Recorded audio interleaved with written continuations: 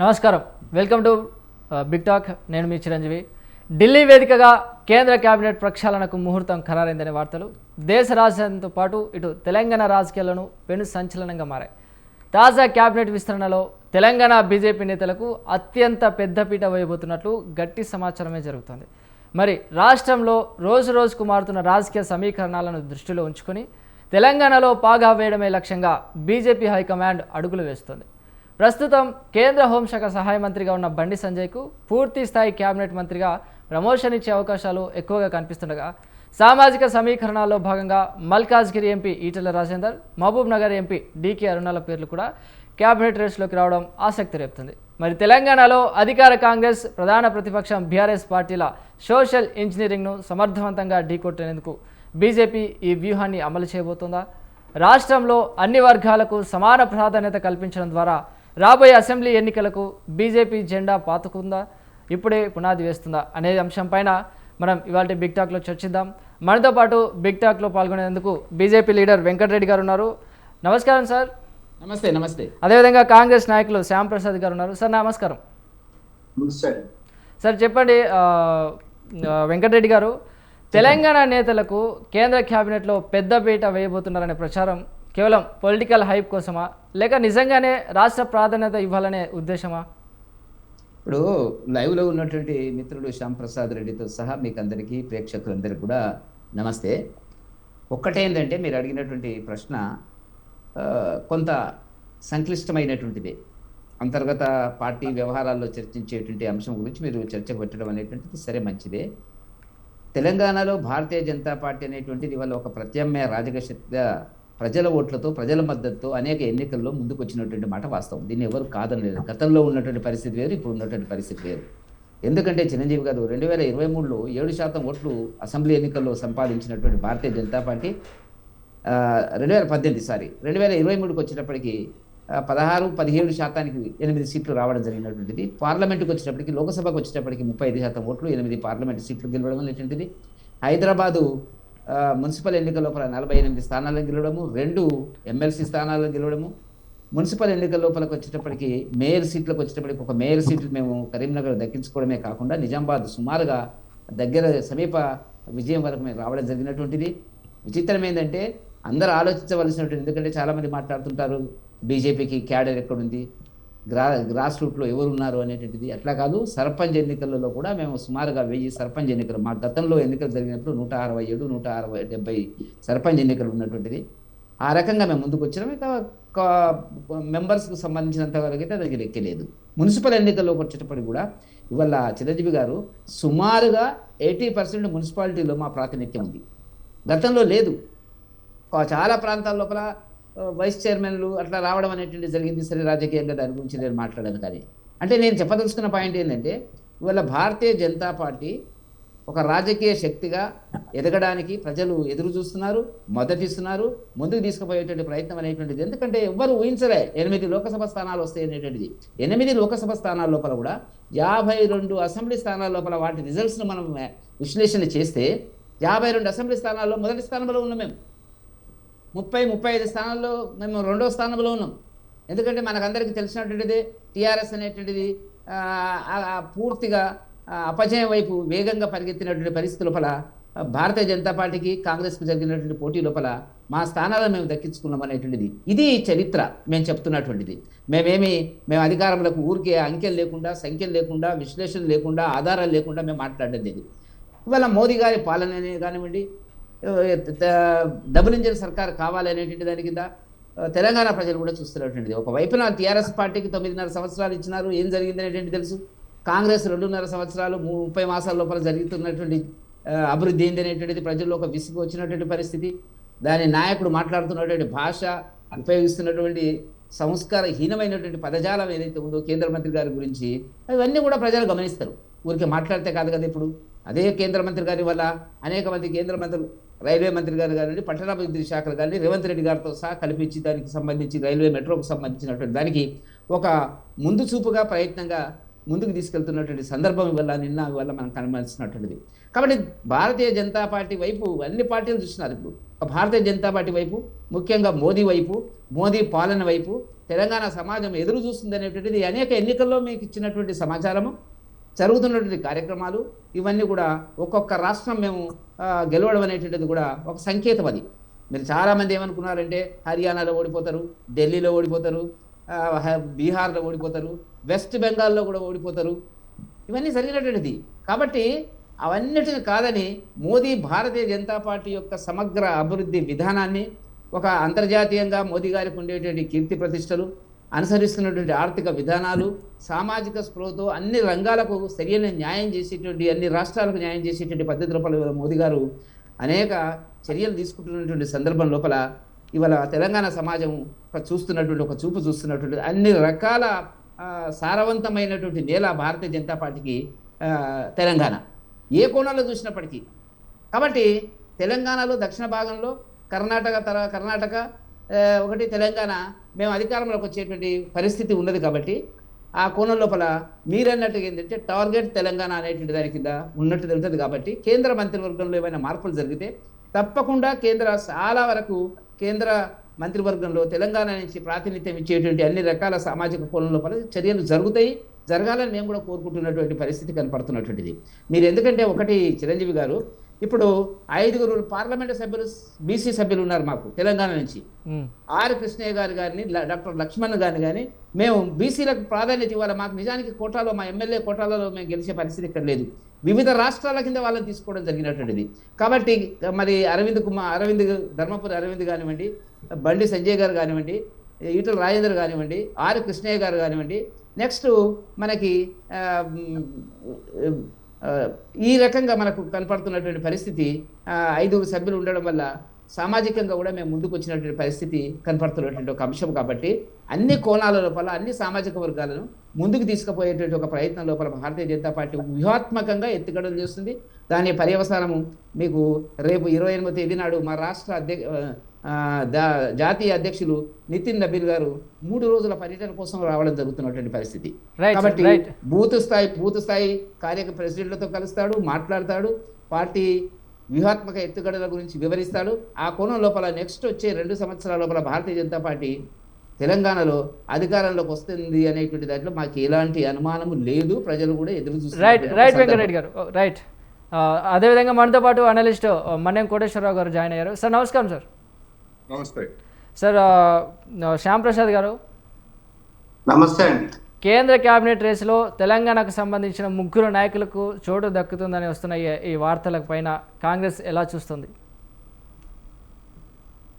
ఈరోజు నిజంగానే తెలంగాణకు బీజేపీ పార్టీకి ప్రేమ ఉంటే ఆల్రెడీ గతంలో కూడా కిషన్ రెడ్డి గారిని, బండి సంజయ్ గారిని కేంద్ర మంత్రివర్గంలోకి తీసుకోవడం జరిగింది. అదే విధంగా ఈరోజు పాలమూరు బిడ్డగా కేసీఆర్ గారి పేరు కూడా వినిపిస్తున్నటువంటి ఒక పరిస్థితి. సరే, ఎవరున్నప్పటికీ కూడా మన తెలంగాణ బిడ్డలు పదవులు వస్తే మనందరం కూడా ఒక తెలంగాణ రాష్ట్ర పౌరుడిగా స్వాగతించాల్సినటువంటి ఒక అవసరం ఉంది. పదవులతో పాటు తెలంగాణ రాష్ట్ర అభివృద్ధి కోసము కేంద్రం నుంచి మనకు రావాల్సినటువంటి న్యాయమైనటువంటి డిమాండ్ల కోసము కృష్ణా నదీ జలాల విషయంలో అయినా, లేదంటే త్రిపులార్ విషయంలో అయినా, మెట్రో విషయంలో అయినా, విభజన హామీల్లో మనకు తెలంగాణ రాష్ట్రానికి ఇచ్చినటువంటి అనేకమైనటువంటి హామీలను ఇక్కడ నుంచి వెళ్ళేటటువంటి ప్రజాప్రతినిధులు ఈరోజు 8 మంది పార్లమెంటు సభ్యులు వాళ్ళకు ఉండడం జరిగింది. అందులో 2 కేంద్ర మంత్రులుగా ఉండడం, ఇంకొక 2 కేంద్ర మంత్రులుగా ఉంటే మనకి ఎలాంటి ఇబ్బంది ఉండేటటువంటిది కాదు. దీన్ని స్వాగతించాల్సినటువంటి ఒక అంశం. పక్కన ఈరోజు చంద్రబాబు నాయుడు గారు అక్కడ ఉన్నటువంటి ప్రభుత్వాన్ని డామినేట్ చేసి నిధులు ఏ విధంగా తీసుకురావడానికి అక్కడ ఉన్నటువంటి రాజ్యసభ ఎంపీలు అక్కడ ఎంపీ కానీ కృషి చేస్తున్నటువంటి పరిస్థితిలో ఇక్కడ ఉన్నటువంటి నాయకులు తెలంగాణ రాష్ట్ర అభివృద్ధి కోసం కూడా కృషి చేయాలని కోరుకుంటున్నాం. వాళ్ళు ఏ రాజకీయ ఎత్తుగడ చేసినా ప్రతి పార్టీ మనం రాజకీయంగా ఓట్లు సంపాదించాలి, స్వయంగా అధికారంలోకి రావాలని ఎవరైనా రాజకీయంలో ఆశిస్తుంటారు. అదేవిధంగా బీజేపీ పార్టీ కూడా ఇక్కడ తెలంగాణలో పార్టీ విస్తరింపజేసుకోవాలి, మనకు క్యాడర్ను పెంచుకోవాలి, కనీసం 2వ స్థానానికైనా మనం పోటీ పడాలి, ఎగబాకాలనే ఒక ఉద్దేశంతో వాళ్ళు ఉన్నటువంటి పరిస్థితి. నిజంగా కూడా బీజేపీ పార్టీ బీఆర్ఎస్ ను ఓడగొట్టి బీఆర్ఎస్ తో బి టీమ్ గా కాకుండా బీఆర్ఎస్ పార్టీని ఏమంటారు నడిపించుకుంటూ వీళ్ళు నడవడం కాకుండా వీళ్ళు సొంతంగా బీజేపీ పార్టీ గెలవాలని ఆలోచిస్తే బీజేపీ పార్టీ గెలిచేటటువంటి అవసరం. ఈరోజు ప్రజాప్రభుత్వం కాంగ్రెస్ పార్టీ ఉన్నప్పుడు వీళ్ళు ఎన్ని వ్యూహాత్మక అడుగులు వేసినప్పటికీ కూడా రెండో స్థానం మూడో స్థానానికి పోటీ పడాల్సినటువంటి అవసరం ఉంది తప్ప ఎట్టి పరిస్థితుల్లో కూడా అధికారంలోకి వచ్చేటటువంటి పరిస్థితి లేదు. ఈరోజు దేశవ్యాప్తంగా ఉన్న రాజకీయాన్ని కూడా మనం ఒకసారి గమనించాల్సినటువంటి అవసరం ఉంది. ఏదైతే మొన్న మహిళా బిల్లు ముసుగులో డీలిమిటేషన్ ప్రక్రియ చేపట్టినరో ఆ డీలిమిటేషన్ ప్రక్రియ వల్ల దక్షిణాది రాష్ట్రాలను పూర్తిగా రాజకీయంగా ఇక్కడ ఉన్నటువంటి వాళ్ళ ఉనికి మొత్తం ప్రశ్నార్థకం అయ్యేటటువంటి పరిస్థితి ఉంది. నినమన అక్కడ ఉన్నటువంటి బిల్లులకు వీళ్ళకు మెజారిటీ లేకపోవడం ద్వారా అక్కడ బిల్లులు వీగిపోతే అది మహిళా బిల్లు ముసుగులో ప్రతిపక్షాల మీద దొబ్బేటటువంటి ఇండియా కూటమి మీద దొబ్బేటటువంటి ఒక పరిస్థితి కూడా బీజేపీ పార్టీ చేస్తుంది. ఇక్కడ ఉన్నటువంటి దక్షిణాది రాష్ట్రాల ప్రజలందరూ కూడా ఆలోచించాలి, అది బీజేపీ పార్టీలో ఉన్న నాయకులు కూడా ఆలోచించాలి. మన యొక్క రాజకీయ భవిష్యత్తు అంతా కూడా ఒక అగమ్య గోచరంలో పడిపోయేటటువంటి పరిస్థితి ఈ రోజు మనకు దాపరించింది. ఒక్క నిమిషం. ఈ రోజు ముఖ్యంగా మీరు గమనించాల్సినటువంటి విషయం ఏంటంటే, ఏదైతే ఇతర ఫ్రంట్లను పెట్టి వీళ్ళ యొక్క పార్టీల శివసేన కానీ, అక్కడ తృణమూల్ కాంగ్రెస్ కానీ, అక్కడ త్రిపురలో మామూలుగా రిజిస్టర్ అయినటువంటి పార్టీ అది ఎక్కడ కూడా పోటీ చేయలేదు, దానికి ఎక్కడ కూడా సీట్లు వచ్చినటువంటి పరిస్థితి లేదు. 1% ఓటు కూడా రానటువంటి పార్టీలకు ఈరోజు డైరెక్ట్ వీళ్ళు బీజేపీలకు తీసుకుంటే మనకు ఏదైతే లా ప్రకారం ఇబ్బంది జరుగుతుందని చెప్పి వాళ్ళు ఇతర పార్టీలకు పంపించి బీజేపీ కూటమి ఎన్డీఏ కూటమిలో చేర్చుకునే విధంగా వీళ్ళ యొక్క మ్యాండేట్ ఏదైతే ఉందో వీళ్ళు అన్ని బిల్లులు ఆమోదం పొందాలంటే 360 స్థానాలకు ఎగబాకాల్సినటువంటి ఒక అవసరం ఉంది. ఇప్పుడు ఉన్నటువంటి పరిస్థితిలో ప్రతిపక్షాలన్నిటినీ కూడా వాళ్ళు చీలగొట్టి ఇక్కడ తెలంగాణ రాష్ట్రంలో కూడా ఇతర నాయకులపైన దృష్టి పెట్టి వాళ్ళు రాజకీయంగా వాడుకోవాలనే ఒక అవసరం కోసం చూస్తున్నారు. ఈ రోజు అలాంటి బిల్లులు మొత్తం ముందుకు తీసుకురావడం ద్వారా మన యొక్క జనాభా లెక్కల ప్రకారం మనం వెనుకబడిపోయేటటువంటి పరిస్థితి ఉంటుంది. సార్ ప్రక్రియ ద్వారా ఎన్ని ఓట్లు గల్లంతైనాయో మనం ఈ రోజు గమనిస్తున్నాం. సరే, ఏది ఉన్నప్పటికీ కూడా ఒక ప్రమాదమైనటువంటి రాజకీయం కాకుండా ఒక దేశానికి లాభం జరిగేటటువంటి రాజకీయం చేయాలని కోరుతున్నాం.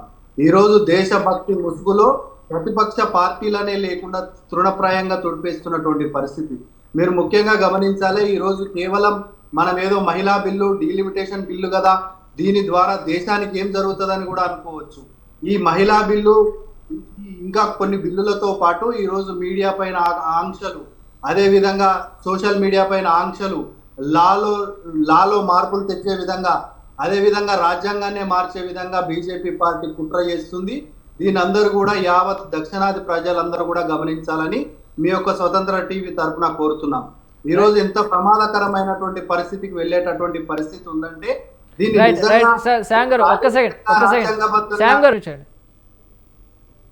ఈ రోజు అంటే ముఖ్యంగా తిప్పదలుచుకున్నది ఏంటంటే, తెలంగాణలో ఇప్పుడు మీరు పెట్టినటువంటి చర్చ ప్రకారం ఇక్కడ ఉన్నటువంటి వాళ్ళకు పదవులు ఇవ్వాలి, పక్కా తెలంగాణ నుంచి డిమాండ్ చేస్తాం. ఇక్కడ ఉన్నటువంటి వాళ్ళకు మహిళ అయినటువంటి డీకే అన్న కానీ, బీసీ అయినటువంటి ధర్మపురి అరవింద్ గారు కానీ, లక్ష్మణ్ గారు కానీ, సీనియర్ నాయకులు వాళ్ళ పార్టీలో ఎంతో మంది ఉన్నారు. వాళ్ళందరూ కూడా కేంద్ర మంత్రిగా ఉంటే తెలంగాణకి ఇంకా లాభం జరిగేటటువంటి పరిస్థితి ఉంది. కానీ ఇక్కడ ఉన్నటువంటి మంత్రులు ఏం చేస్తున్నారంటే, తెలంగాణ అభివృద్ధి కన్నా కాంగ్రెస్ పార్టీకి పేరు వస్తుందనే ఒక ఉద్దేశంతో దాన్ని ఆపుతున్నటువంటి ఒక పరిస్థితి. ఈరోజు కిషన్ రెడ్డి గారు కానీ, రేవంత్ రెడ్డి గారు కానీ మంచి మిత్రులు. ఆ రోజు అసెంబ్లీ సమావేశాల్లో ఇదే నియంత అయినటువంటి కేసీఆర్ గారు నిర్దాక్షిణంగా రేవంత్ రెడ్డి గారు టీడీపీలో ఉన్నప్పుడు రేవంత్ రెడ్డి గారిని సస్పెండ్ చేస్తే ఆ రోజు ప్రశ్నించి మాట్లాడి అసెంబ్లీ సాక్షిగా ఏమంటారు దీన్ని ఖండించినటువంటి వ్యక్తి కిషన్ రెడ్డి గారు. అనేక సందర్భాల్లో కిషన్ రెడ్డి గారు, రేవంత్ రెడ్డి గారు ఒక సఖ్యతతో ఈరోజు రేవంత్ రెడ్డి గారు అయినప్పటికీ కూడా మోడీ గారు తెలంగాణ రాష్ట్రానికి ఎప్పుడు వచ్చినా మీరు బాగా గమనించాలి. గత 9.5 సంవత్సరాలుగా ఏ ఒక్క రోజు కూడా కేసీఆర్ అది యొక్క కాళేశ్వరం ప్రాజెక్టుకు రిసీవ్ చేసుకోవడం తప్ప ఎక్కడ కూడా కేంద్ర ప్రభుత్వాన్ని ప్రతిరోజు విమర్శించుకుంటూ విభేదించుకుంటూ ఈయన యొక్క సొంత ఎజెండాగా దేశవ్యాప్తంగా మన పార్టీని విస్తరింపజేయాలనే ఒక పొలిటికల్ స్ట్రాటజీతో ముందుకు పోయినటువంటి వ్యక్తి ఎవరు? కేసీఆర్ గారు. ఆ విధంగా కాకుండా ఈరోజు రేవంత్ రెడ్డి గారు మనకు కృష్ణా జిల్లాలో నష్టం జరిగింది, మనకు త్రిబుల్-ఆర్ విషయంలో నష్టం జరిగింది, మనకు అనేకమైనటువంటి కేంద్రం నుంచి రావాల్సినటువంటి జాతీయ హోదా ప్రాజెక్టులు రావాల్సి ఉంది, అనేకమైనటువంటి కోచ్ ఫ్యాక్టరీలు రావాల్సి ఉంది, మనకు అనేకమైనటువంటి రైల్వే విభాగం రావాల్సి ఉందని చెప్పి అనేక సార్లు ఈరోజు మోడీ గారిని కేంద్ర ప్రభుత్వాన్ని కలిసి రాజకీయం వచ్చినప్పుడు రాజకీయం చేద్దాం, రాజకీయం అయిపోయినాక ఒక రాష్ట్రంలో ఉన్నటువంటి దేశంలో మీరు అధికారంలో ఉన్నారు, రాష్ట్రంలో మేము అధికారంలో ఉన్నాం, మాకు కేంద్ర ప్రభుత్వం సహకరించాలని చెప్పి ఎన్నో సార్లుగా ఈ రోజు మోడీ గారిని బడే బాయ్ అని కూడా రేవంత్ రెడ్డి గారు మాట్లాడినటువంటి ఒక పరిస్థితి. కానీ కేంద్రం నుంచి ఆశించినటువంటి స్థాయిలో రాష్ట్రానికి చెప్తున్నారు, కానీ వాళ్ళు ఎక్కడ కూడా పనిచేయనటువంటి ఒక పరిస్థితి ఉంది. ఇప్పటికైనా ఉన్నటువంటి కేంద్ర మంత్రులు రేపు రాబోయేటటువంటి తెలంగాణ రాష్ట్రానికి బరాబర్ మనకు ఇక్కడ మన ఎంతో మంది సీనియర్లు ఉన్నారు కాబట్టి వాళ్ళకు పదవులు రావాలి. పక్కనున్న రాష్ట్రం ఏ విధంగా అయితే మెడలు వంచి ఈరోజు అనేక లక్షల కోట్ల రూపాయలు ఆంధ్రప్రదేశ్కు రావడం జరుగుతుంది, అందులో 10% కూడా ఈరోజు తెలంగాణ రాష్ట్రానికి వచ్చేటటువంటి పరిస్థితి లేదు. ఈ యొక్క పాలమూరు రంగారెడ్డి ప్రాజెక్టుకు జాతీయ హోదా కానీ, అనేక నిధుల విషయంలో కానీ, నదీ జలాల లోపల ఉన్నటువంటి ఏమంటారు ఇబ్బందులను కూడా తెలంగాణకు ఆంధ్రప్రదేశ్ కానీ, మహారాష్ట్రలో అక్కడ కాళేశ్వరానికి ఉన్నటువంటి ఇబ్బందిని కూడా కేంద్రం ఒక పెద్దన్న పాత్రగా పోషించి దాని అన్నిటిపైన కూడా చర్యలు తీసుకోవాలి. ఈరోజు దేశవ్యాప్తంగా ఉన్నటువంటి ప్రతిపక్ష పార్టీలను చీల్చే విధంగా, వీళ్ళ యొక్క రేపు మ్యాండేట్ దక్కించుకునే విధంగా అనేక బిల్లులను పార్లమెంట్ లో ప్రవేశపెట్టించుకునే విధంగా, 1 నేషన్ 1 ఎలక్షన్ నో ప్రతిపక్షం అనే విధంగా ఈరోజు బీజేపీ పార్టీ ఒక ప్రమాదమైనటువంటి రాజకీయంతో ముందుకు పోతున్నటువంటి ఒక పరిస్థితి. వాళ్ళు అందులో భాగంగానే ఈరోజు ఈ తృణమూల్ కాంగ్రెస్ ఎంపీలను కానీ, శివసేన ఎంపీలను కానీ, ఇతర రాష్ట్రాల్లో ఉన్నటువంటి ఎంపీలందరికీ కూడా గాలం వేస్తున్నటువంటి పరిస్థితి. స్వయంగా ఉత్తరప్రదేశ్ మా డిప్యూటీ సీఎం ఇక్కడ ఉన్నటువంటి ఎస్పీ పార్టీ ఎంపీలు దాదాపు 20 మంది చేరుతారని ప్రకటించడం, ఇది నిజంగా రాజకీయం ఎక్కడికి పోతుంది, ఒక ప్రమాదకరంలో రాజకీయం బయటేటటువంటి ఒక పరిస్థితి ఉంది. కాబట్టి దేశం ధర్మం అని పొద్దున్న లేస్తే మాట్లాడే బీజేపీ పార్టీ నాయకులు ఆ ధర్మం సాక్షిగా పనిచేయాలని, ప్రతిపక్షాలను పడగొట్టడమే కాకుండా ప్రజల యొక్క సంక్షేమం కోసం ఉద్యోగాలు ఇచ్చే విధంగా, కేవలం పెట్టుబడిదారులకు రెడ్ కార్పెట్ వేసే విధంగా కాకుండా రైతులను కానీ, నిరుద్యోగులను కానీ ఆదుకునే విధంగా వాళ్ళ యొక్క కార్యాచరణ ఉంటే బాగుండేది. ప్రతిరోజు పొద్దున లేస్తే ఏ పార్టీని పడగొడదాం, ఏ రాష్ట్రంలో ఏ విధంగా బలమైన నాయకులను మన వలలో వేసుకుందాం, లేదంటే వాళ్ళు వినకపోతే సిబిఐని కానీ, ఈడీని కానీ వాళ్ళ మీదకి ఎట్లా ప్రయోగిద్దాం అనేది కాకుండా, ఈ యొక్క దేశంలో ఉన్నటువంటి నిరుద్యోగుల సమస్యను ఎట్లా తీరవాలి, రైతులను ఏ విధంగా ఆదుకోవాలి, ఈరోజు దేశవ్యాప్తంగా ప్రపంచంలో మనకు జరుగుతున్నటువంటి ఇతర అమెరికా నుంచి కానీ, ఇతర చైనా నుంచి కానీ మనకు ఉన్నటువంటి ఇబ్బందులను ఏ విధంగా అధిగమించాలనే ఒక ఉద్దేశంతో పార్టీ పనిచేయాలని, తెలంగాణ రాష్ట్రానికి అధిక నిధులు ఇచ్చే విధంగా, తెలంగాణలో ఉన్నటువంటి RRR కానీ, ఏదైతే మెట్రో విస్తరణ కానీ, పాలమూరు ప్రాజెక్టు కానీ, కాళేశ్వరంతో మహారాష్ట్రతో ఉన్నటువంటి ఇబ్బందులను కేంద్రం పెద్దన్న పాత్రతో మధ్యవర్తిత్వం వేయించి ఆ యొక్క ప్రాజెక్టుల విషయంలో వాళ్ళ యొక్క మా యొక్క సమస్యను పరిష్కరించాలని, మెట్రోకు అధిక నిధులు ఇవ్వాలని, అధిక నిధులు తెచ్చే విధంగా ఇక్కడ ఉన్నటువంటి 8 మంది ఎంపీలు, 2 కేంద్ర మంత్రులు, రేపు ఇంకా వాళ్ళ విస్తరణ జరిగితే వచ్చేటటువంటి కేంద్ర మంత్రులు తెలంగాణ కోసం కొట్లాడాలని, ఆ రోజు తెలంగాణ రాష్ట్రం విడిపోయిన తర్వాత మనకి ఇచ్చినటువంటి అనేకమైనటువంటి విభజన హామీలు ఇప్పటికి కూడా అమలైనటువంటి పరిస్థితి లేదు. ఆ విభజన హామీలన్నిటిని కూడా అమలు చేసే విధంగా ఇక్కడ ఉన్నటువంటి పార్టీ నేతలు ఒత్తిడి తీసుకురావాలని, లేని పక్షంలో ఇక్కడ మీరు ఎంతసేపు కొట్లాడినా రాజకీయంగా మొదటి రెండో మూడో స్థానం కోసం పోటీ పడడమే తప్ప ఎట్టి పరిస్థితుల్లో అధికారం అనేది కలగనడమే. దేశవ్యాప్తంగా కూడా ప్రతిపక్ష పార్టీ ఎలాంటి ఏమంటారు ఈ ఈక్వేషన్ సూత్రం వాడుతున్నారో, రేపు అదే సూత్రంలో భారతీయ జనతా పార్టీ కొట్టుకుపోయే. రైట్ సార్ కోటేశ్వరరావు గారు, చెప్పండి. కేంద్ర కేబినెట్ రేసులో తెలంగాణ నుంచి 3 నేతలకు ఒక చోటు కలగడం వెనుకున్న రాజకీయ వ్యూహం ఏంటంటారు? దీని వెనుకున్న రాజకీయ వ్యూహం నా అభిప్రాయం అయితే తెలంగాణ నుంచి ప్రాతినిధ్యం వహిస్తున్నటువంటి 8 మంది లోక్సభ సభ్యులకి, అదేవిధంగా 2 రాజ్యసభ సభ్యులకు కూడా మంత్రి పదవులు ఇవ్వాలి. ఎందుకంటే దేశం కోసం, తెలంగాణ కోసం అనేది ఈ సందర్భంగా నేను చెప్పదలుచుకున్నాను. అయితే ఇప్పుడున్నటువంటి 2 మంత్రులు తెలంగాణ చేసినవి లేకపోగా వివిధ ప్రాజెక్టులకి అడ్డుపడ్డారు అనేటువంటి అపప్రథని వాళ్ళు మూటకట్టుకున్నారు. ముఖ్యంగా మెట్రో ప్రాజెక్టు విషయంలో ఏ విధమైనటువంటి పరిణామాలు జరిగాయో మనం చూసాం. అందువల్ల ఎంతమంది మంత్రులు వస్తే అంతమంది కేంద్రం అమలు జరిపేటువంటి స్కీమ్స్ లేదా రాష్ట్రం కోరేటువంటి వాటికి అడ్డుపడతారా లేకపోతే ఫెసిలిటేట్ చేస్తారా అనేటువంటిది ఒక సమస్య. ఇప్పటి వరకు ఉన్నటువంటి ఇద్దరు ఏమీ చేయలేనప్పుడు మరికొంతమందికి ప్రమోషన్లు ఇచ్చి లేకపోతే ఇంకోటి చేయటం అంటే అది ఖచ్చితంగా ఎన్నికల్లో లబ్ధి కోసం అనేటువంటిది స్పష్టం. అయితే ఎన్నికల్లో లబ్ధి కోసం ఆ విధంగా కేంద్ర మంత్రి పదవులు ఇస్తే ఓట్లు కనుక గెలిచేట్లయితే మరి ఉత్తరప్రదేశ్లో 9 మంది కేంద్ర మంత్రులు ఉన్నారు. మొన్న జరిగినటువంటి లోక్సభ ఎన్నికల్లో బీజేపీకి సంభవించినటువంటి పరాజయం ఏమిటో కూడా మనం చూసాం. ఇంకా 2.5 సంవత్సరాలు అసెంబ్లీకి ఎన్నికలు ఉన్నటువంటి నేపథ్యంలో ఈ 2.5 ఏళ్లలో జరిగేటువంటి పరిణామాలు వాటి పర్యవసానాలు ఎట్లా ఉంటాయి ఏమిటి అనేటువంటిది మనం ఊహించి చెప్పలేము. ఏమైనప్పటికీ తెలంగాణలో అధికార లక్ష్యంగా బీజేపీ పథకాలు వేస్తున్నది. ప్రతి రాజకీయ పార్టీ అలాంటి పథకాలు వేస్తుంది. అందులో దాన్ని మనం ఏమి తప్పు పట్టాల్సినటువంటి అవసరం లేదు. ఒక రాజకీయ పార్టీగా కేసీఆర్ చెప్పినట్టు రాజకీయ పార్టీలు అంటే రాజకీయాలే చేస్తాయి, అంతే కదా. అందుకని ఏం చేస్తారు వీళ్ళు? మంత్రి పదవులు పొంది వీళ్ళు ఏం చేస్తారు? ఇప్పటి వరకు రాష్ట్రానికి చేసింది ఏమిటి అనేటువంటిది ఈ మంత్రి పదవులు నిజంగా వస్తాయని మీరు చర్చ పెట్టారు. వస్తే ఏమి చేస్తారు అదనంగా అనేటువంటిది ఇంకా ఆశలు పెరుగుతాయి. తెలంగాణలో ఉన్నటువంటి జనం ఆశలు ఇంకా పెరుగుతాయి. ఆ ఆశలకు అనుగుణంగా కనుక వాళ్ళ పనితీరు లేకపోతే పథకాలు ఇట్లాంటివి కనుక లేకపోయేట్లయితే ఆ మంత్రి పదవులే వాళ్ళకి బీజేపీకి గుదిబంటలుగా మారేటువంటి అవకాశాలు కూడా ఉన్నాయనేది నేను ఈ సందర్భంగా చెప్పదలుచుకున్నాను.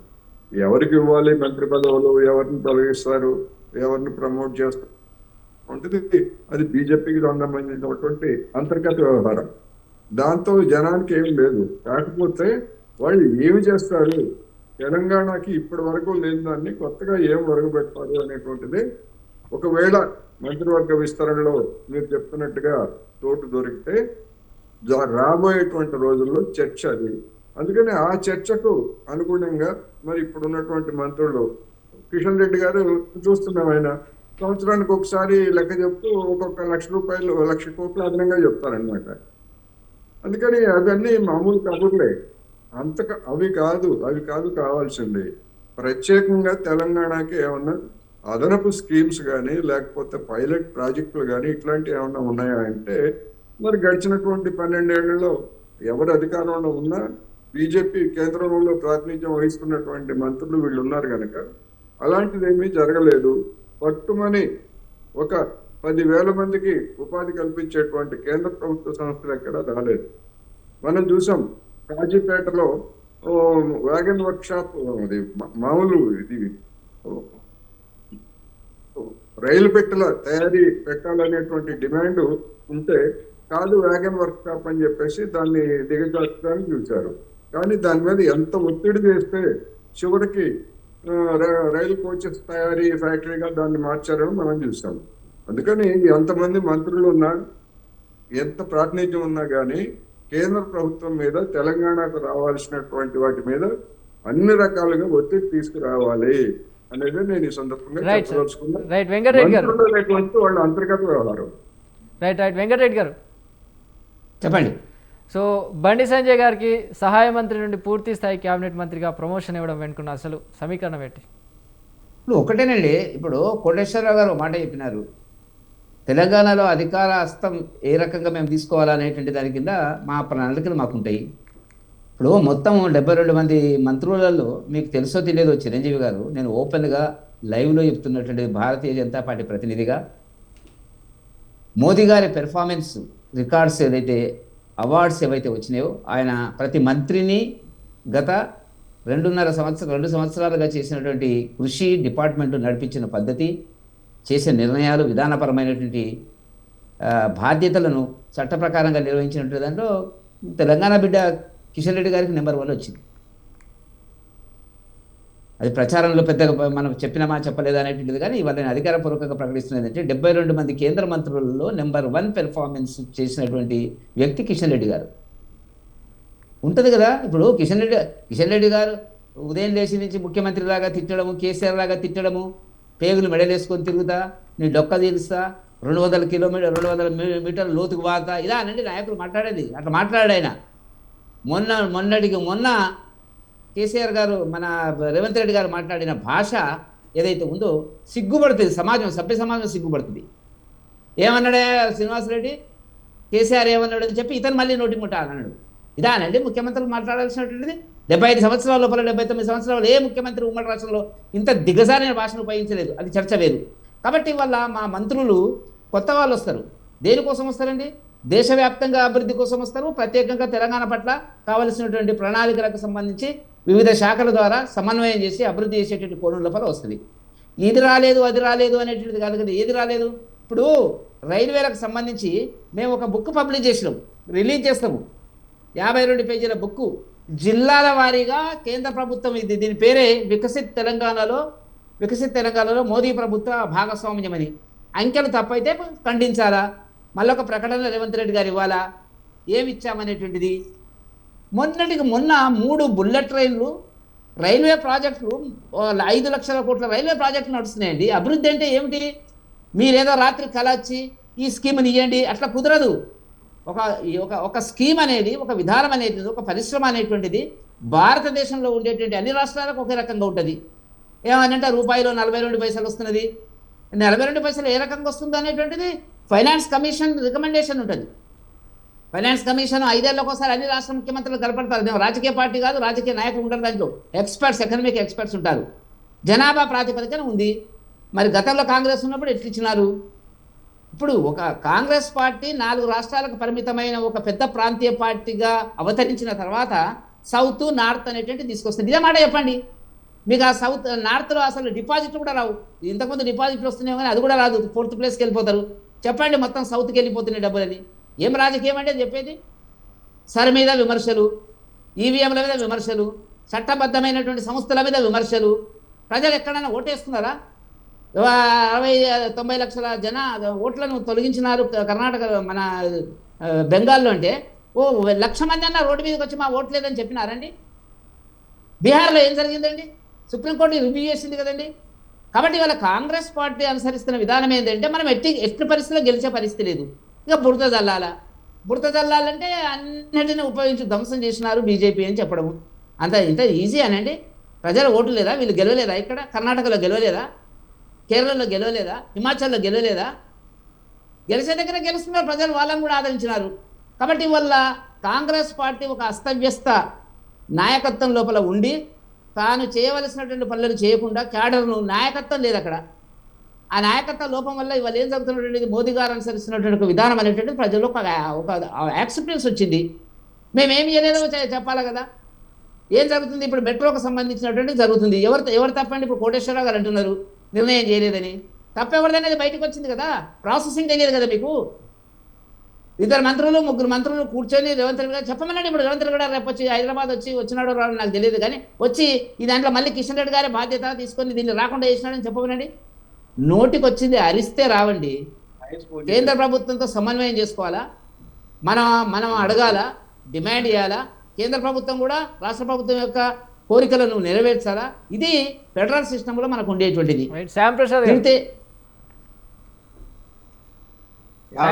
గారు ఈరోజు చెప్పేదేమో బుక్కులలో ఉందండి, బుల్లెట్ ట్రైన్లు వస్తున్నాయి, లేదంటే 1,000 కోట్ల రూపాయలు తెలంగాణకు వస్తున్నాయని. ఈరోజు ఎక్కడ కూడా భారతదేశంలో ఒక ప్రతిపక్ష పార్టీ ఎమ్మెల్యే ముఖ్యమంత్రి మోడీ గారి సభలను కానీ, మోడీ గారిని ఆహ్వానించడం కానీ, ప్రభుత్వ విధానం వేరు, పార్టీ విధానం వేరని ఒక ఆదర్శంగా ఉన్నటువంటి ముఖ్యమంత్రి రేవంత్ రెడ్డి గారు. అది ఈ రోజు కాదు, ఆయన ముఖ్యమంత్రి అయిన మొదటి రోజు నుంచి కూడా అనుసరిస్తున్నటువంటి విధానం.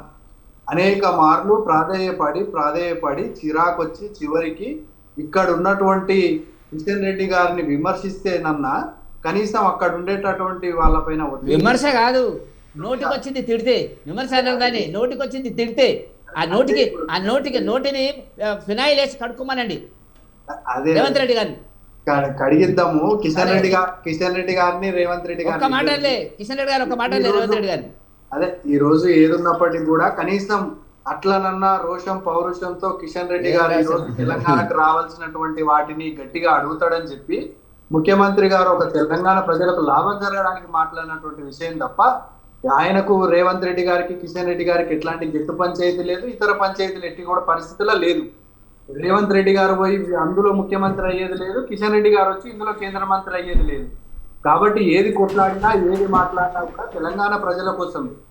ఈరోజు నిజంగా మా వెంకటరెడ్డి సార్ ఏంటంటే తెలంగాణకు రావాల్సినటువంటి దాని గురించి మాట్లాడకుండా కేవలం వాళ్ళు తిట్టే దాని విషయంలో, తెలంగాణకి తెచ్చేటివి తెస్తే వాళ్ళని విమర్శించేటటువంటి పరిస్థితి ఉండదు కదండి. ఎక్కడ కూడా ఫెడరల్ సిస్టానికి విరుద్ధంగా పోతున్నటువంటి పార్టీ భారతీయ జనతా పార్టీ. అసలు ప్రతిపక్ష పార్టీలనే లేకుండా తుంచేసేటటువంటి ప్రయత్నం చేస్తున్నటువంటి పార్టీ భారతీయ జనతా పార్టీ. ఈ రోజు సార్ గాని డీలిమిటేషన్ ముసుగులో వచ్చేటటువంటి రేవంత్ రెడ్డి గారు వచ్చిన తర్వాత ఏం చేసిర్రు? ఎవరు ఏ పార్టీని గెలిచిర్రు? అదే అదే సార్ ఇప్పుడు మేము చెప్తున్నాము. రేవంత్ రెడ్డి గారు ఏ పార్టీలను కూడా చీల్చలేదు. గతంలో 70 సంవత్సరాల కాంగ్రెస్ ప్రజాస్వామ్యంగా ఎన్నికైనటువంటి ప్రభుత్వాన్ని కూలగొడతాం అవినీతి సొమ్ముతో అన్నప్పుడు అక్కడ ఉన్నటువంటి ఎమ్మెల్యేలు స్వచ్ఛందంగా రేవంత్ రెడ్డి గారి వైపు వచ్చి మద్దతు తెలిపినటువంటి పరిస్థితి. టీఆర్ఎస్ అదే జరిగిందా? టీఆర్ఎస్ అదే జరిగిందా? అదే కదా సార్. ఇప్పుడు కాంగ్రెస్ పార్టీ రేవంత్ రెడ్డి గారు పాలమూరు పేద వలస జిల్లా నుంచి వచ్చినటువంటి ముఖ్యమంత్రి గారిని చూసి ఓర్వలేక అక్కడ ఉన్నటువంటి పెట్టుబడిదారులతో దోచుకున్న సొమ్ముతో బీఆర్ఎస్ పార్టీ కూల్చేటటువంటి ప్రయత్నం చేస్తే ఎక్కడ కూడా కనిపించినటువంటి పార్టీ భారతీయ జనతా పార్టీ. ఈ రోజు భారతీయ జనతా పార్టీ బీఆర్ఎస్ పార్టీ వేరు కాదు, రెండు ఒకటే. వచ్చినటువంటి పార్టీ బీజేపీ గాని బీఆర్ఎస్ గాని. రేపు రాబోయేటటువంటి పరిస్థితి కూడా చాలా క్షుణ్ణంగా దగ్గరగా కనిపిస్తున్నటువంటి పరిస్థితి. సరే, ఏది ఏమైనప్పటికీ కూడా విమర్శించాలి, ఎదుటి పార్టీ వాళ్ళ నాయకులను మాట్లాడాలనేది మా యొక్క ముఖ్యమంత్రి గారి ఉద్దేశం కాదు. కేవలం ఈ రోజు ఉన్నటువంటి తెలంగాణకు న్యాయంగా రావాల్సినటువంటి, అదనంగా ఇయ్యకపోతే న్యాయంగా రావాల్సినటువంటి మా నీటి వాటాను కూడా అప్పుడు ఉన్నటువంటి దౌర్భాగ్యమైనటువంటి బీఆర్ఎస్ టీఆర్ఎస్ పాలనలో అక్కడ ఉన్నటువంటి కేఆర్ఎంపీ మీటింగ్లకు కానీ ఈ యొక్క జలాల పైన జరుగుతున్నటువంటి మీటింగ్లకు అటెండ్ కాక అప్పనంగా ఆంధ్రప్రదేశ్ కు ఇక్కడ ఉన్నటువంటి కేసీఆర్ దోచిపెట్టినటువంటి పరిస్థితి. అక్కడ మేడిగడ్డ దగ్గర నిర్మించాల్సిన ప్రాజెక్టు ఇంకో దగ్గర నిర్మించి దాన్ని ట్రెండ్ మార్చడం ద్వారా అక్కడ ఉన్నటువంటి కాళేశ్వరం కొట్టుకపోయినటువంటి పరిస్థితి. దానిపైన సిబిఐ ఎంక్వైరీ చేస్తే ఇప్పటి వరకు అతిగతి లేనటువంటి పరిస్థితి. ఫోన్ ట్యాపింగ్ చిరంజీవి గారు చెప్పండి. సిబిఐ ఎంక్వైరీ దేని మీద ఉందో తెలుసుకోవాలి కాంగ్రెస్ నాయకులు. 3 రిజర్వాయర్ల మీదనా మొత్తం ప్రాజెక్టు మీద ఇచ్చిందా సిబిఐ ఎంక్వైరీ? మీరు కాంప్రమైజ్ అయ్యారు, టీఆర్ఎస్ తో కాంప్రమైజ్ అయ్యి లావాదేవీలు జరిగినటువంటి ఏముంది దాంట్లో?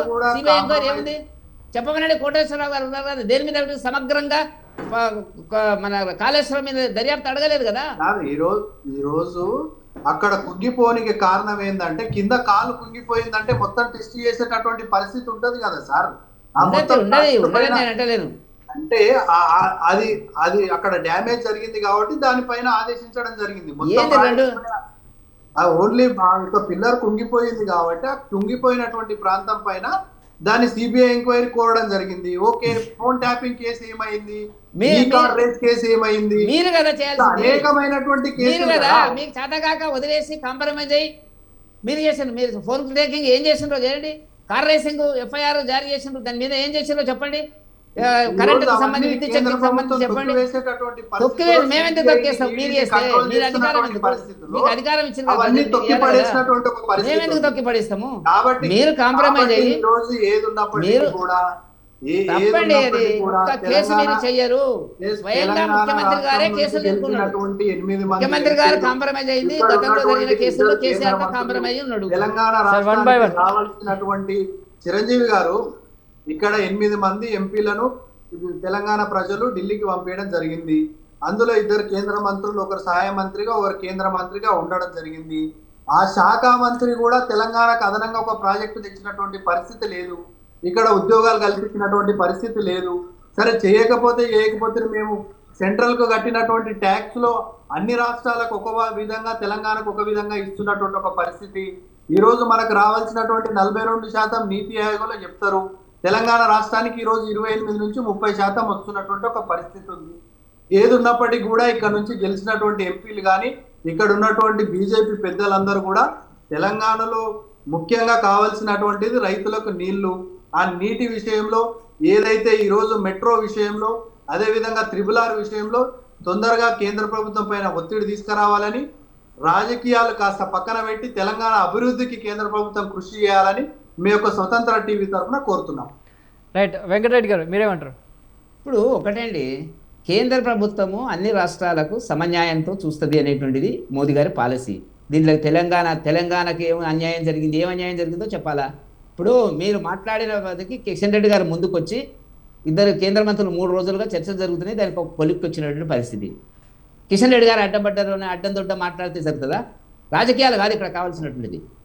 కేసీఆర్ గారి గురించి మాట్లాడతాడు, కేసీఆర్ గారు ఓడిపోయిండు, వాళ్ళు ఏదో మాట్లాడుతుంటారు. మీకు చేయచాదాగాక 5-6 కేసులు ఉన్నాయి మీ దగ్గర. విద్యుత్ శక్తి కొనుగోలు కేసు ఉంది, గొర్రెలకు సంబంధించినటువంటి శ్రీనివాస్ యాదవ్ గారి మీద కేసు ఉంది, ఈ కార్ రేసింగ్ ఎఫ్ఐఆర్ ఇచ్చిండ్రు, దాని మీద వదిలేసినారు. కాళేశ్వరంలో ఏమి ఇచ్చినారు? 2 ఏళ్ళు ఇటు చేసి కాంప్రమైజ్ అయ్యి ఒక్కటే పాలసీ ఏంటంటే చిరంజీవి గారు ఎట్టి పరిస్థితుల లోపల టీఆర్ఎస్ను బతికించుకోవాలా, టీఆర్ఎస్ను బతికించుకుంటే తప్ప బీజేపీ ముందుకు రాదు అనేటువంటి ఒక దుర్నీతితోని వాళ్ళు అనుసరిస్తున్న విధానము. ఒక్క కేసులో ఎందుకు ఇంకెప్పుడు చేస్తారండి? 30 నెలలు అయిపోయింది, ఏ కేసులో లేదా? మీరు అధికారంలో ఉన్నప్పుడు పీసీసీ ప్రెసిడెంట్ ఉన్నప్పుడు మాట్లాడిన దానికి ఇప్పుడు అర్థం ఏందో చెప్పాలి కదా. మీరు కాళేశ్వరం కేసు ఏమిచ్చినా హైకోర్టులో పెండింగ్లో ఉంది, యాక్షన్ తీసుకోకూడదని మొదలిచ్చినారు. మీరు 2 సంవత్సరాల తర్వాత అర్ధరాత్రి అసెంబ్లీలో చర్చ చేసి ఇక మీరు చూడండి అని అంటారు. ఏం చేస్తున్నారు? ముందే ఎందుకు చేయలేదు? మీరు ఇచ్చిన రిపోర్ట్లో ఏముందో చెప్పండి. సమగ్రమైన అవినీతికి సంబంధించినటువంటి మొత్తం ప్రాజెక్టును చేయమని చెప్పలే వాళ్ళు. చెప్పకుండా ఒక గాలికి వదిలేస్తే దానికి డేటా ఇవ్వకుండా, దానికి సంబంధించి లేకుండా ఇవన్నీ నాటకాలు. ఇంకెన్నడూ చేస్తాడు అంటున్నారు రేవంత్ రెడ్డి గారు. మరి ఏం కాంప్రమైజ్ ఉందో కేసీఆర్ గారు రేవంత్ రెడ్డి గారికి ప్రజలకి గమనించాలి. చెప్తుంది కదా, కవిత గారు చెప్తుంది కదా, బయటకు వచ్చి చెప్తుంది కదా, వాటికి సమాధానాలు చెప్పాలి కదా. కాబట్టి నేనేమంటున్నా అంటే కేంద్ర ప్రభుత్వము శాయశక్తుల చిత్తశుద్ధితో తెలంగాణ అభివృద్ధి పట్ల ఉన్నది. దాంట్లో మంత్రులు ఆయన కోల్ మైన్స్ సింగరేణికి సంబంధించి 45,000 కోట్ల 45 లక్షల టన్నుల బొగ్గు మాయమైందని కేంద్ర మంత్రి అంటున్నాడు. రైట్ రైట్ వెంకటరెడ్డి గారు ఏమైందో చెప్పాలా మీరు? వెంకటరెడ్డి గారు ఒక్క సెకండ్ శ్యామ్ గారు ఒక్క సెకండ్ అండి. రైట్, వెంకటరెడ్డి గారు కంటిన్యూ చేయండి. ఇప్పుడు నేనేమంటున్నా అంటే మేము ఏ జిల్లాకు 4-5 రంగాలకు విభజించినామండి. వాళ్ళ నోటికి వచ్చింది ఏం మాట్లాడుతుంటారు అంతే. ఇక వాళ్ళు మాట్లాడేదానికి అర్థం పర్థం లేకుండా ఉన్నటువంటి పరిస్థితి. ఇప్పుడు మీరు కొత్తగూడెం జిల్లా నాకు కనపడుతుంది, ఆదిలాబాద్ జిల్లా కనపడుతుంది. ప్రధానమంత్రి కిసాన్ సన్మాన్ యోజన కింద 358 కోట్లని మేము ప్రకటించినాం. 81,421 మంది రైతుల లబ్ధి అని. ఆరోగ్యం మరియు దానికి సంబంధించినటువంటి రిమ్స్కు 120 కోట్లు ఇచ్చినాము, క్రిటికల్ కేర్కు 25 కోట్లు ఇచ్చినాము, మెట్రిక్ టన్నుల ధాన్యము సబ్సిడీపై ఇచ్చినాము అనేది రకరకాలుగా మేము అన్ని కూడా ఐటమ్స్ ఇచ్చినామండి. ఇవి మేము బుక్ రిలీజ్ చేసినాం. దీనిలో తప్పులుంటే పెద్ద అడ్వర్టైజ్మెంట్ ఏదో ఒక దాంట్లో ఇచ్చి అన్ని తప్పులు చెప్తున్నారు, కేంద్ర ప్రభుత్వం ఇవ్వలేదని చెప్పాలి కదండి. కేంద్ర ప్రభుత్వం అంటే ఒక రాష్ట్ర తెలంగాణ కోసమే ఉంటుందండి. ఇయ్యలేదు ఇక్కడ మాట్లాడితే ఇట్లా మాట్లాడిన తర్వాత ఉత్తర భారతదేశంలో అడ్రస్ లేకుండా పోయింది. వాళ్ళకి రాజకీయం అర్థమైతే లేదు. సీట్లు ఎక్కువైతే ఎక్కడ, సీట్లు తక్కువైతే ఇక్కడ అంటే మీకు ఓడైనా ఓటేస్తాడు అక్కడ? అంటే మీరు దేశము దక్షిణ భాగం, ఉత్తర భాగము, నార్త్ ఈస్టు, సౌత్ ఈస్టు అని విభజిస్తారా? దేశంలో రూపాయి పోతుందండి. రూపాయి పోతే మరి రంగారెడ్డి జిల్లా ఉంది, రంగారెడ్డి జిల్లా నుంచి 40% ఆదాయం వస్తుంది తెలంగాణకు, 35 నుంచి 40% వస్తుంది. మరి మాత్రం రంగారెడ్డికి ఏమి ఇచ్చారండి ప్రత్యేకంగా? ఎందుకు మా రంగారెడ్డి వాళ్ళు త్యాగం చేయాలా? మా భూములు ఎందుకు అమ్ముకోవాలా? జరుగుతుంది అభివృద్ధిలో. నేనేమంటున్నా అంటే కొన్ని ప్రాంతాలు అభివృద్ధి అయితే దృష్టితోని అన్ని ప్రాంతాలకు ఆ నిధులు కేటాయించబడతాయి. Right sir, right. అంతేగాని విమర్శల కోసము ఈ ప్రాంతీయ విద్వేషాలు. చిత్రం ఏంటంటే ఒక జాతీయ భావం నుంచి జాతీయ పార్టీ దిగజారి ఒక పెద్ద ప్రాంతీయ పార్టీకి వచ్చి 2 రాష్ట్రాల్లో గెలిస్తే చాలనేటువంటి పరిస్థితికి రావడం అనేటువంటిది దౌర్భాగ్యమైనటువంటి పరిస్థితి. రైట్, వెంకటరెడ్డి గారు రైట్ సరే. రామన్ రావు, కోటేశ్వరరావు గారు, సో తెలంగాణలో ఇటు కాంగ్రెస్ బీఆర్ఎస్ సామాజిక సమీకరణాలను దెబ్బ కొట్టాలని బీజేపీ అనుసరిస్తున్న ఈ ఫార్ములా ఎంతవరకు సక్సెస్ అవుతుంది అంటారు? సామాజిక సమీకరణాల గురించి మాట్లాడబోయే ముందు చర్చలో వచ్చినటువంటి కొన్ని అంశాలని నేను ప్రస్తావించదలుచుకున్నాను. వెంకటరెడ్డి గారు బొగ్గు కుంభకోణం గురించి చెప్పారు. సింగరేణి కంపెనీలో 51% రాష్ట్ర ప్రభుత్వానికి వాటా ఉంటే 49% కేంద్ర ప్రభుత్వానికి వాటా ఉంది. మరి ఇంత పెద్ద మొత్తంలో బొగ్గు కుంభకోణం జరిగితే కేంద్ర ప్రభుత్వం తన ప్రధానమైనటువంటి వాటాదారుగా అది కూడా ఉంది కనుక ఏమి చర్య తీసుకుంది రాష్ట్ర ప్రభుత్వం మీద కావచ్చు, ఆ కంపెనీ మీద కావచ్చు అనేటువంటిది యావత్ తెలంగాణ సమాజం తెలుసుకోవాలనుకుంటారు. రెండవది, ఈ మొత్తం సమాచారం ఇవ్వలేదు కాళేశ్వరం అని చెప్పేసి చెప్తున్నారు. ఆ మాట చెప్పాల్సింది వెంకటరెడ్డి గారు లేకపోతే నాలాంటి వాళ్ళు కాదు. సిబిఐ చెప్పాలి, కేంద్ర ప్రభుత్వం చెప్పాలి. దర్యాప్తు చేయమని రాష్ట్ర ప్రభుత్వం లేఖ రాస్తే దానికి సంబంధించి ఆమోదిస్తూ ఇంతవరకు కేంద్ర ప్రభుత్వము నోటిఫికేషన్ జారీ చేయలేదు సిబిఐ తీసుకోవడానికి. లేదా కేంద్ర ప్రభుత్వము మీరు ఇచ్చినటువంటి సమాచారం అసమగ్రంగా ఉంది, దీనిలో విచారించాల్సిందేమీ లేదు, తేల్చాల్సిందేమీ లేదు అనేటువంటి మాట కేంద్ర ప్రభుత్వం వైపు నుంచి ఇంతవరకు రాలేదు. ఎందుకని చెప్పదు? దీని వెనకాల ఉన్నటువంటి మతలబు ఏంటి? చర్చల్లో ఆ బీజేపీ ప్రతినిధులు అట్లా చేశారు, లేకపోతే 9,000 కోట్లే ఇచ్చారు, 1,00,000 కోట్ల ప్రాజెక్టులో 9,000 కోట్ల గురించే తేల్చమన్నారు.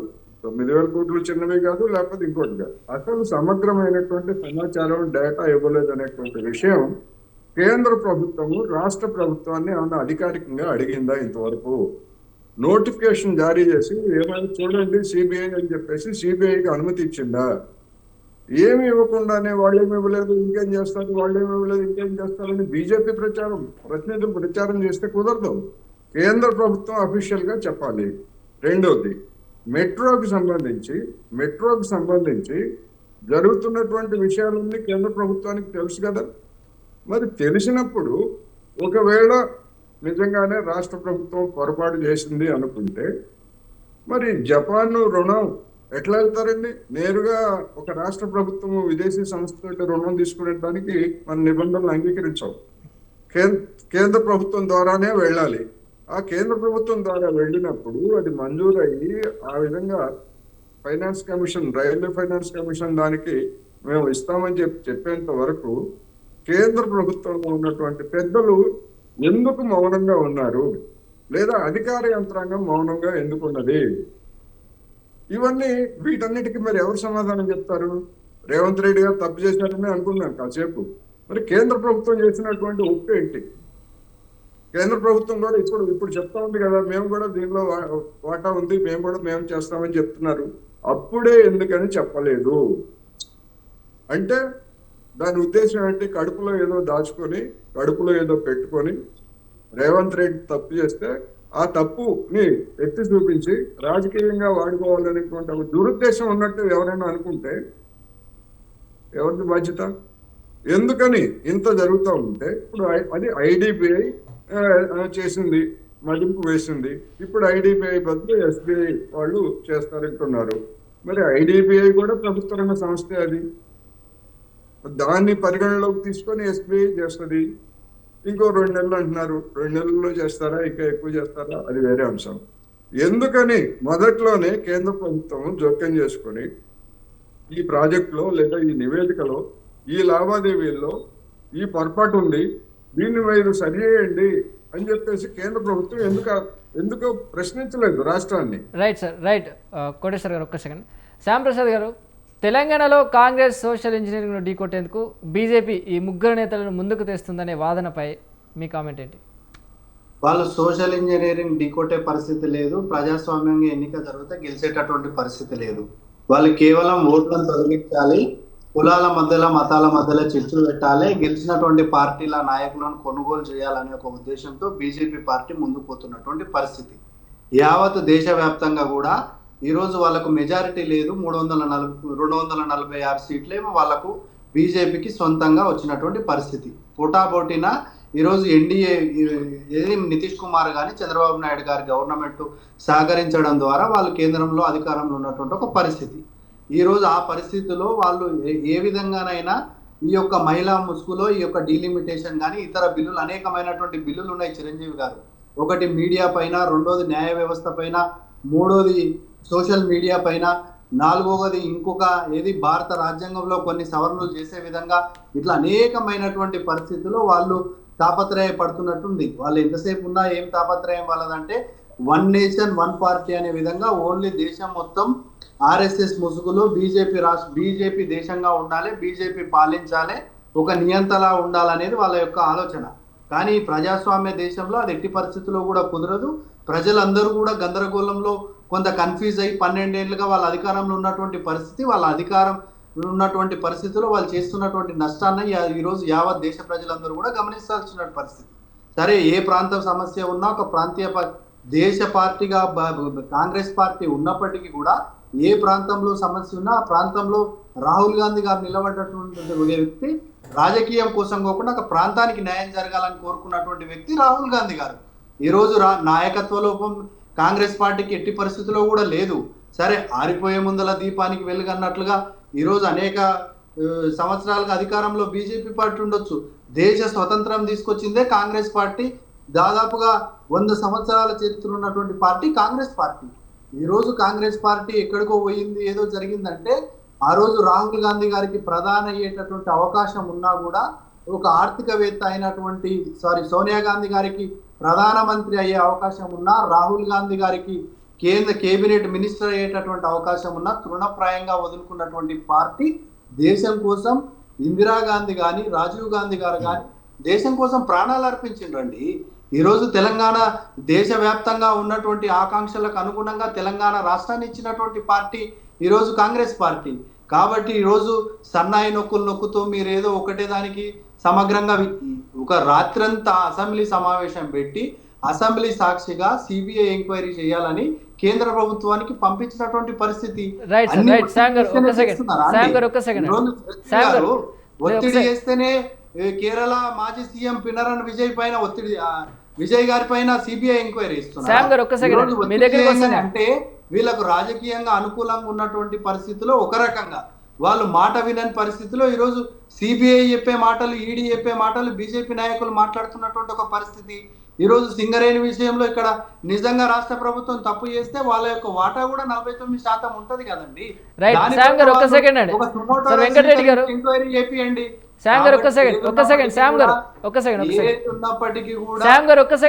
రాబోయేది కాంగ్రెస్ పార్టీ, వెంకటరెడ్డి గారు ప్రధానిగా కాంగ్రెస్ పార్టీ అన్ని రాష్ట్రంలో అధికారంలో ఉంటది. పార్టీ కాదు, రాబోయే రోజుల్లో అందరు ప్రజలు కలిసి సమాధానం చెప్తారు. రైట్ వెంకటరెడ్డి గారు. సో మనకి ఇప్పుడు కాంగ్రెస్ పార్టీ దేశ ప్రజాస్వామ్యం గురించి మాట్లాడితే రేపటికి జూన్ 25కు 1975లో ఇందిరాగాంధీ లోకసభ ఎన్నిక రద్దు గురించి అలహాబాద్ హైకోర్టు ఇచ్చినటువంటి రాజనారాయణ గారు ఇచ్చిన పిటిషన్ మీద కలంపోటుతోని ఎమర్జెన్సీ విధించి అన్ని చట్టసభలను భగ్నం చేసి ప్రజాస్వామ్య హక్కులను నాశనం పట్టించినటువంటి దానికి రేపటి రోజు గుర్తించుకోవాల్సినటువంటిది వాళ్ళు చేసినటువంటిది. వాళ్ళు ప్రజాస్వామ్యం గురించి మాట్లాడతారు. ఇవాళ జరిగిందా ఎప్పుడైనా? హిందూ పేపర్ ఆ రోజు నాకు తెలుసు, మరి కోటేశ్వరరావు తెలుసో తెలియదు నాకు తెలియదు, కానీ హిందూ పేపర్ ఆ రోజున నేను హిందూ పేపర్ చదివేవాడిని. వైట్ పేపర్ మొత్తం ఫస్ట్ పేజ్ అంతా బ్లాక్ వచ్చింది, ఏం న్యూస్ రాయకుండా వచ్చింది. వీళ్ళు ప్రజాస్వామ్యం గురించి మాట్లాడతారు. ఏం మాట్లాడతారని ప్రజాస్వామ్యం కాంగ్రెస్ మాట్లాడాల్సింది. అదొక పెద్ద కుటుంబ పార్టీ. కుటుంబం ఎక్కడి నుంచి వస్తే అక్కడి నుంచి కొనసాగుతుంది. అది వాళ్ళ చరిత్ర, వదిలేయండి. ఇప్పుడు కోటేశ్వరరావు గారు 2 పాయింట్స్ రైజ్ చేసినాడు. ఒకటి, మెట్రోకు సంబంధించినటువంటి విషయం లోపల కోటేశ్వరరావు గారు రేవంత్ రెడ్డి చెప్పాలా ఏంది ప్రాసెసింగ్లో జరిగింది, ఏమన్నా పొరపాటు ఉందా, వీళ్ళ లైన్లో పంపించిన ఫైలు వాళ్ళ అభ్యంతరాలు కేంద్ర ప్రభుత్వం మధ్య మీకు తెలియదు నాకు తెలియదు, అది రేవంత్ రెడ్డి చెప్పాలి, లేకపోతే కట్టర్ చెప్పాలా, వైష్ణవ్ చెప్పాలి. ఇప్పుడు అక్కడ ఏం జరిగింది అనేటువంటిది చూడాలి కదా, చూసి వెనక్కి పంపాలి కదా, చెప్పాలి కదా, అటువైపు చేయాలని కరెక్టే. ఏం జరిగిందో రేవంత్ రెడ్డి గారు వచ్చిన తర్వాత తెలుస్తుంది కదా. మేము ఎంత కరెక్టే పంపినాం, కేంద్ర ప్రభుత్వం కావాలని చేసింది అని అంటే చెప్తే ఒక తప్పు బీజేపీ వైపు వస్తుంది. Right sir. అదేవిధంగా వెంకటరెడ్డి గారు రెండవది మీరు ఎప్పుడైతే కాళేశ్వరం కేసు ఇచ్చిండ్రో సార్ వెంకటరెడ్డి గారు రిఫర్ చేసుకోవాలా, హైకోర్టులో యాక్షన్ తీసుకోకూడదు. హరీష్ రావు గారి మీద ఏది ఆయన ఇచ్చినటువంటి జస్టిస్ ఏదో పేరుంది కదా, ఆయన పేరు, ఆయన దాని మీద యాక్షన్ తీసుకోకూడదు అనేటువంటిది దాని మీద వెకెట్ చేయించారా కదా. వెంకటరెడ్డి గారు సిబిఐ ఎంక్వైరీ మీద లేదుగా. సిబిఐ ఎంక్వైరీ కాదు, హైకోర్టు ఇచ్చింది కదా ఆర్డర్. ఆల్రెడీ ఉంది, ఆల్రెడీ ఆ కేసు మీద ఉంది. సిబిఐ ఎంక్వైరీ మీద ఉండదు. ఆల్రెడీ సిబిఐ మధ్యన వచ్చింది, అంతకు ముందు ఆ కోర్టు స్టే ఉంది దాని మీద. కాదండి, సిబిఐ ఎంక్వైరీ గురించి ఏమన్నా స్టే ఉందా చెప్పండి. అది సిబిఐ ఎందుకు ఉండదండి, దాని మీద ఆల్రెడీ స్టే ఉన్నాక సిబిఐ ఎట్లా ఇంటర్ఫియర్ అవుతుందండి? ఎంటర్ కాలేదుగా. కావాల్సిన అవసరం లేదు. కాలేదు కదా. కాదు అదే అది మొదలు చెప్పాలి కదా. క్లియర్ చేయాలా, అది క్లియర్ అదే చేయాలి కదా. చెప్పాలి కదా కేంద్ర ప్రభుత్వం. నేను అడుగుతుంది అదే. నేను చెప్పేది- కేంద్ర ప్రభుత్వము దాని అర్థం అదే. హైకోర్టులో ఉన్నది కనుక మేము విచారించకూడదు అనే మాట కేంద్ర ప్రభుత్వం నుంచి సిబిఐ ఎందుకు రాలేదు ఇంతవరకు? హైకోర్టులో స్టే ఎక్కడ చేయాల్సింది రేవంత్ రెడ్డి గారు? ఎందుకు అది కాంప్రమైజ్ సరేనండి. ఎందుకు అది కాంప్రమైజ్ సరే. చేయించాలి అది కదా. చేయకుండానే కేంద్రానికి ఇచ్చారు. మేము చేయకూడదు, ఇవి విచారించకూడదు. ఏం జరుగుతుంది తప్పు. అఫీషియల్ గా? మీకు నాకు తెలియదు కదా అఫీషియల్ గా ఏం జరుగుతుంది, నాకు ఏం తెలియదు కదా. రాలేదు. రైట్ రైట్ వెంకటరెడ్డి గారు రైట్ ఒక్క నిమిషం వెంకటరెడ్డి గారు, ఏది రాలేదు. కోటేశ్వర గారు ఒక్క సెకండ్ అండి. వెంకటరెడ్డి గారు ఫైనల్ కంక్లూజన్, మనకి టైం లేదు, షార్ట్ కట్ లో. భారతీయ జనతా పార్టీ గెలుపును తెలంగాణలో ఏ రాజకీయ శక్తి ఆపలేరు. ఇలా ఇట్ ఈస్ డిసైడెడ్. ఈ రెండు పార్టీలను చూసినారు, అదొక చిన్న కుటుంబ పార్టీ, ఇది ఒక పెద్ద కుటుంబ పార్టీ. అవినీతిలో రెండు పార్టీలు భాయ్ భాయ్ అనుకునేటువంటి పరిస్థితి. ఇవాళ మోదీ గారి నాయకత్వాన్ని ముందు చూపుగా తెలంగాణ సమాజము రేపు వచ్చే ఎన్నికల లోపల, ఇంతవరకు కూడా మేము ఎలక్షన్ కమిషన్ పెట్టినటువంటి ఏ ఎన్నికల్లో కూడా మేము వెనక్కిపోలేదు. ఫైనల్ కంక్లూజన్ అండి సార్. వెంకటరెడ్డి గారు పరిస్థితి రేపు కొనసాగుతుందని చెప్పి ప్రజల్లో మేము కలిసినప్పుడు ప్రజల్లో చెప్తున్నటువంటి రైట్ కోటేశ్వరరావు గారు రైట్. థ్యాంక్ యూ అండి అనలిస్ట్ కోటేశ్వరరావు గారికి, అలాగే కాంగ్రెస్ లీడర్ శ్యామ్ ప్రసాద్ గారికి, అలాగే బీజేపీ లీడర్ వెంకటరెడ్డి గారికి ధన్యవాదాలు సార్ బిగ్ టాక్ చర్చా కార్యక్రమంలో పాల్గొన్నందుకు. ఇది వాళ్ళ బిగ్ టాక్. రేపు మరో అంశంతో మళ్ళీ కలుద్దాం. కీప్ వాచింగ్ స్వతంత్ర.